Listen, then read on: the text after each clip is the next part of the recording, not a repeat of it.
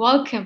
All right, नमस्ते भूपेंद्र जी, आपका बेहद दिल से शुक्रिया हमारे इस पॉडकास्ट सीरीज में आने के लिए, जिसका नाम है टचलेस फैसिलिटी मैनेजमेंट, गुफ्तगू विद दीक्षा देव। और आज हम भूपेंद्र जी से सीखेंगे कि कैसे हम लोग टचलेस जाएं। खुद तो हम वैक्सीनेटेड हैं, हम फैसिलिटी को सुरक्षित कैसे बनाएं और कैसे उसके गुर मंत्र को सीखें। Over to you Bhupendra ji, thank you for joining, बहुत दिल से शुक्रिया। Thank you, Diksha. Namaste. Good evening. Thank you for inviting me. It's a pleasure to be on Guftgu with Diksha Deo. Yes. All right. Thank you, sir. तो हमें पहले अपने audience से को ये बताइए सर कि आप एक लीडर हैं एफएम में, तो आज हम आपसे सीखेंगे कि किस तरीके से हम पहले तो टचलेस का महत्व समझें और कैसे हम टच पॉइंट्स को आइडेंटिफाई करें अपने फैसिलिटीज में। तो पहले इसमें थोड़ा सा हमें इंट्रोडक्शन दीजिए। वो चाहिए sir. Well, Diksha, when start, straight away when we are jumping on the touch points, we need to understand, from where this journey starts, the journey of an employee when he or she decides to move towards the office. There are organizations which are supporting the transportation thing as well. So before reaching the premises, it may be from there itself. When an employee start boarding the buses, so that becomes the first touch points over there. And the moment the employees are reaching at the premises, the very first thing is, if we'll talk about, trying to take this COVID protocols a little away from the picture. The first thing is, employees are supposed to register their attendance. From where it starts everywhere. So before this COVID thing, I believe most of the organizations, they were either working for a biometric impressions arrangement or maybe a card swiping arrangements and things like that. But and so this becomes the first actual touch point. And thereafter, employee are really free. They are at their second home, so they try to do whatever they feel good about it. The first stop maybe post a restroom or a washroom, it is going to be towards the beverage vending solutions, and they would like to grab a cup of a cappuccino or latte as per their preferences, so that the adrenaline go a little higher.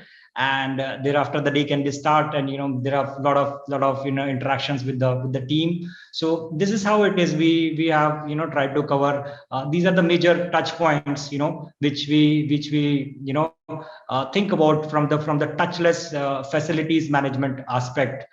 Otherwise, there are so many touch points.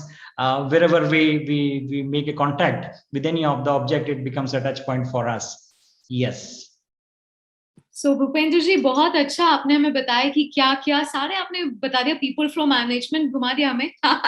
So that's point 1 two point final, जहाँ पे हम लोग अपने co-worker के साथ बातचीत करते हैं, चाय पीते हैं, बहुत सारे गप्पे मारते हैं, गॉसिप्स करते हैं। बट आई थिंक आप हमें थोड़ा और डिटेल में बताइए कि हम एज अ फैसिलिटी मैनेजर या एक फैसिलिटी के लीडर उनका महानायक होके हम क्या एसओपीज को निर्माण करें, क्या एसओपीज बनाएं एज अ लीडर, ताकि हम अपने आप को और अपने लोगों को सुरक्षित महसूस कराएं और सुरक्षित रखें। Over to you sir.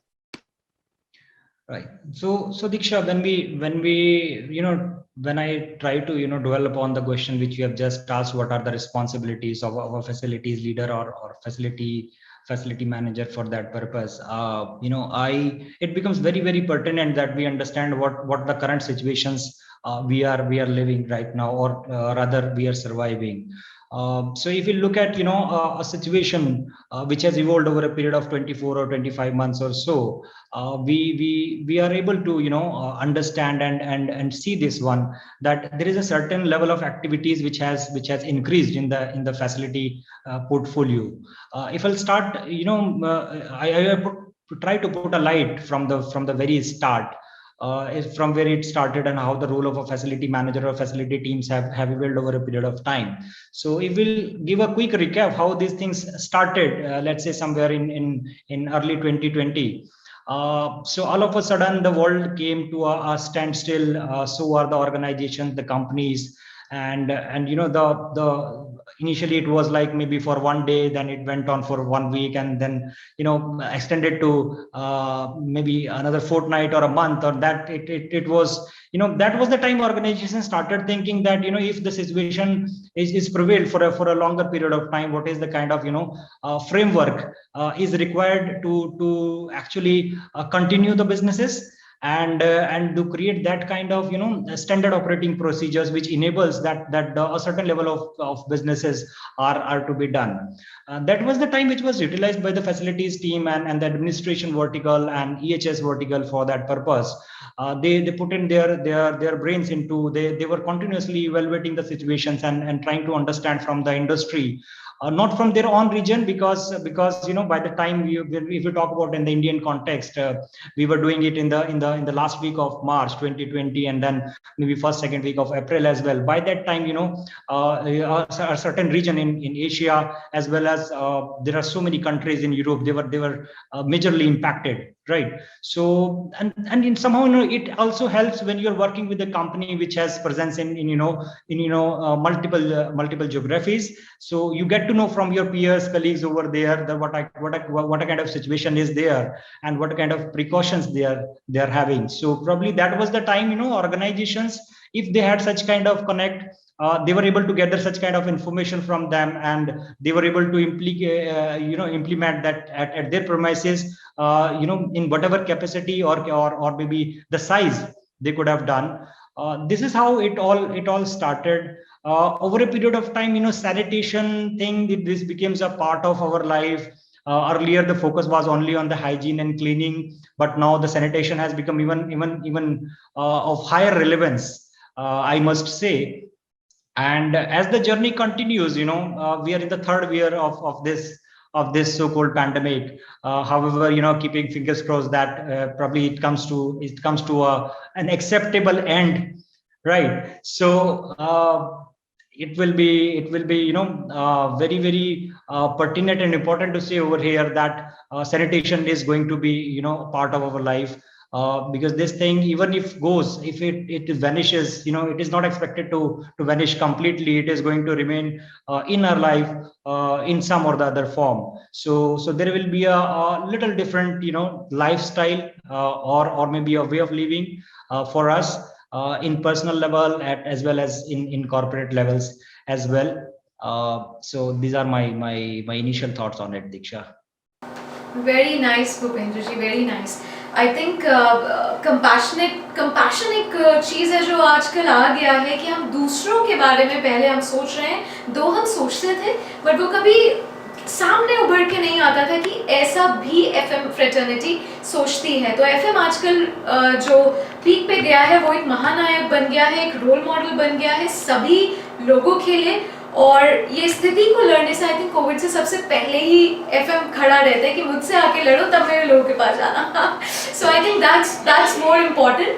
तो भूपेंद्र जी, मैं चाहूँगी आप हमें थोड़ा और डिटेल में बताएं कि कैसे आप फ्यूचर ट्रेंड को देखते हैं.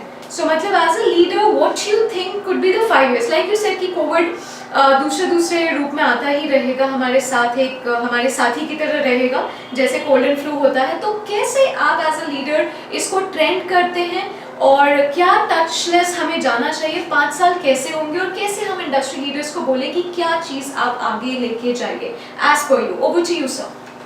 Diksha, you very rightly mentioned, that these were the times when, facility managers, facility teams, facility leads, they had an opportunity to leave a mark. And my congratulations to the entire fraternity. They have done a magnificent job while supporting their business needs in the best possible manner, in their capabilities.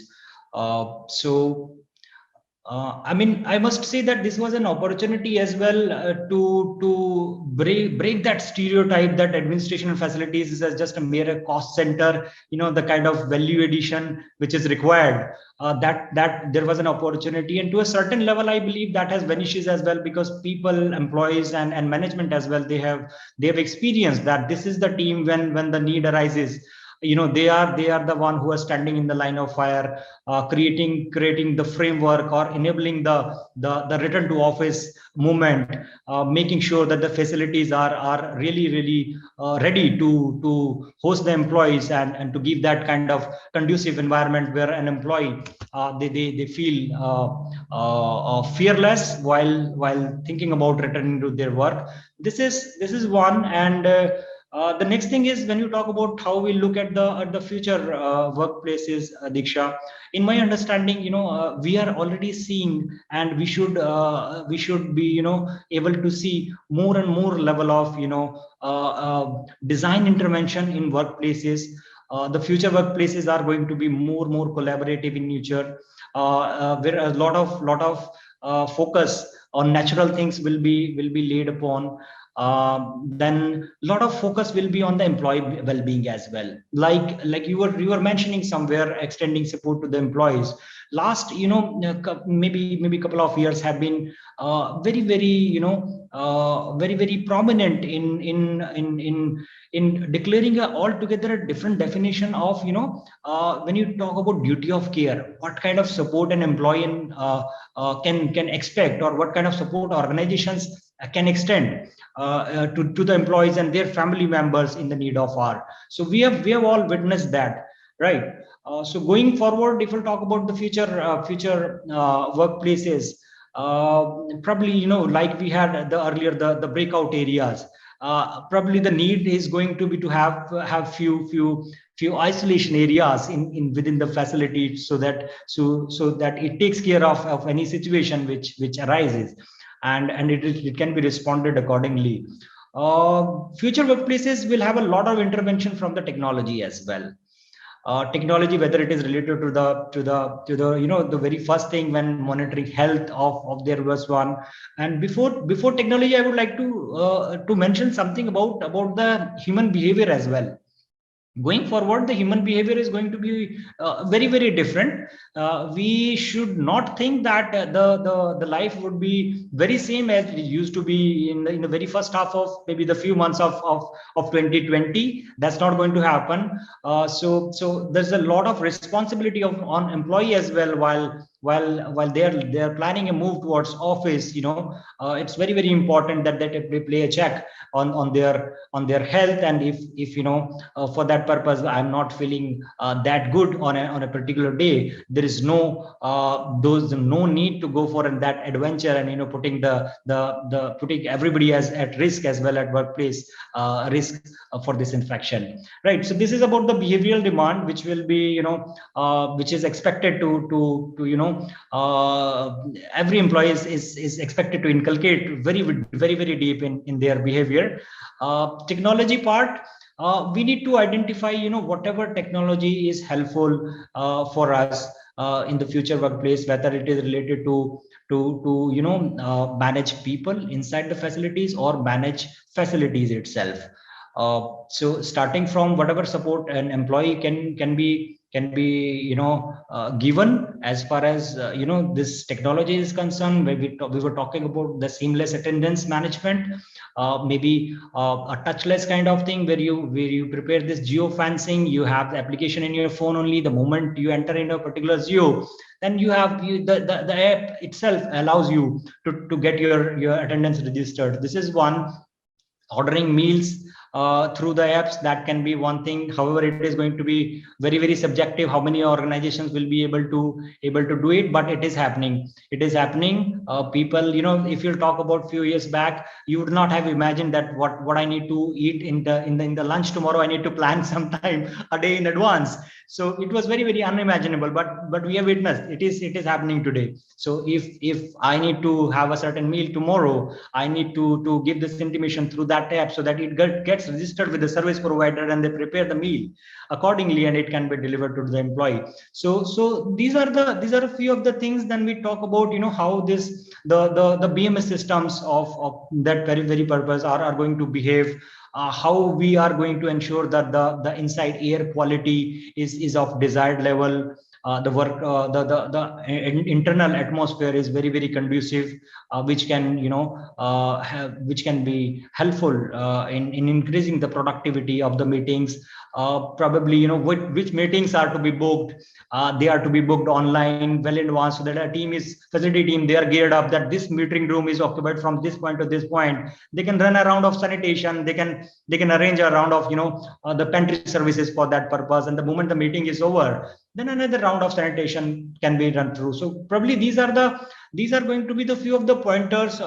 Technology backed up with a very, very robust standard operating procedures, and on top of everything, the human touch, because you need somebody who is continuously monitoring it, and evaluating it, trying to find out what are the areas of improvements, what is going on in the right direction, what requires a course correction, probably things like that, Diksha. I hope I was able to give some light on your very, very this tricky question, I must say.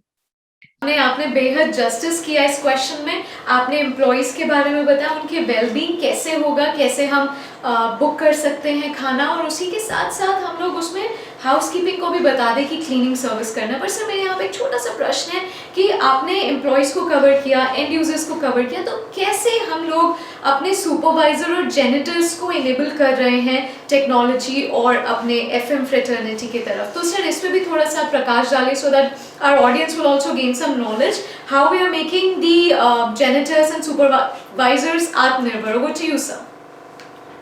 You very rightly mentioned these are the teams which are actually standing at the ground zero. They are the one which are creating the difference. It becomes very, very important that whatever thought process or the strategy or the planning you have, it is being executed in the right manner, and that will only happen when you have a very, very capable team on the ground, capable in terms of their subject matter expert. They know what is to be done, how is to be done, and they do the things in the best possible manner. So when I say capable, the second thing comes to, we need to enable them as well. Enable them to kind of create a greater value in the things. Their manual work somehow gets reduced, get minimized, and through some or the other technology, we give them a power, so that in minimum efforts they're able to provide that kind of information which is needed. This information, this real-time information, is reaching to the concerned person who is a decision-making, factor, or maybe being over there. And thereafter, if any intervention is required, it can be very, very quickly initiated. It becomes even more important when you're talking about managing multiple facilities. So you cannot be omnipresent. You can be to a max at one location at any moment of time. But when you have kind of portfolio which is spread across country, or maybe across geographies and across regions as well, it becomes very, very important to leverage technology in terms of getting a real-time feed from different locations, what is happening. So for example, you design a process that by 9 o'clock, my office starts at 9:30. By 9 o'clock, I need a heads up that my buildings are up, my facilities are up, my air conditioning is up, my housekeeping team has done the first round of cleaning, sanitation is done, security is all lined up. So how you'll be able to get it? You need to have a such kind of technology, some kind of platform which actually gives that real-time information to you. And data is the new oil, right? So we all hear about it. When you have data, you'll be able to take data enabled decisions. They will be very, very informed. You'll have the history attached to it, and the quality of your decisions will improve drastically, because you'll be taking decisions on behalf of on some history attached to it, on some logic attached to it. This is how I see it, Diksha. Absolutely good. I think कोई भी काम छोटा बड़ा नहीं होता। हमारे जो janitor साफ सफाई करते हैं, एकदम चमका के रखते हैं फैसिलिटीज को। हमारे सुपरवाइजर, एफएम फ्रेटर्निटी, अगर वो नहीं होंगे तो हम लोग शांति से काम नहीं कर पाएंगे अपने बिल्डिंग में बैठ के। तो I think a big round of applause to them. kudos to them कि वो हमारे साथ हैं. अगर हमें रोटी नहीं मिले, अगर हमें खाना नहीं मिले, तो हम काम कैसे करेंगे? तो I think this is very important. और यही सही टाइम है कि हमें उनके लिए भी सोचना है. हमें back to society करना है, तो हमें पहले उनको देना है, because वो हमेशा 367, 365 days हमारे लिए खड़े थे कोविड में. So thank you so much, Bhupender. Any last word that you want to share to the leaders of the facility management या उनकी fraternity को कोई भी एक last word आप बोलना चाहें, and then we quickly wrap up. Over to you, sir. Well, Diksha, you very rightly mentioned the people who are standing at the ground.